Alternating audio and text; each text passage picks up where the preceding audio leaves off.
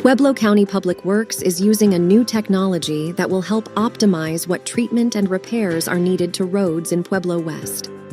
Potholes, cracks, and failures of all types on asphalt will start going away quicker than usual because of a new, accurate digital database that Public Works employees can extract information from, so workers can make decisions on repairs in the best way possible.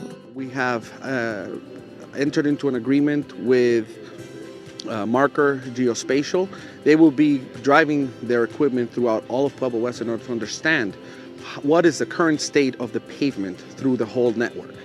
Once that is obtained, we can establish a database that will help us optimize the expenditure of our funds to be able to adequately and most efficiently spend money in maintenance. We're working alongside the county, and what we're doing is providing pavement inspection for all the county roads. We're working in Pueblo West. We have an automated pavement inspection vehicle. We drive over the roads. We assess the roads for condition. So it puts it into a condition index called a PCI, Pavement Condition Index. And that's basically a score from 0 to 100. We evaluate the road surface.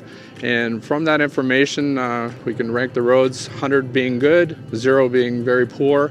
And from that, the county can then we assist them with this condition index, and that helps them evaluate and prioritize what roads need to be serviced and fixed. Treatments that we could do to the roads are crack sealing, slurry sealing, pavement rejuvenation, chip sealing, and eventually 2-inch overlay and full reconstruction of our roads.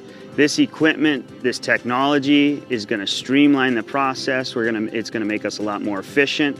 We're going to be able to do more roads. And we listen to our constituents, and we know that roads are an issue. And so we are doing our due diligence, and all the credit lays with the people that are actually doing the work. But I'm just really proud of our crew getting this done.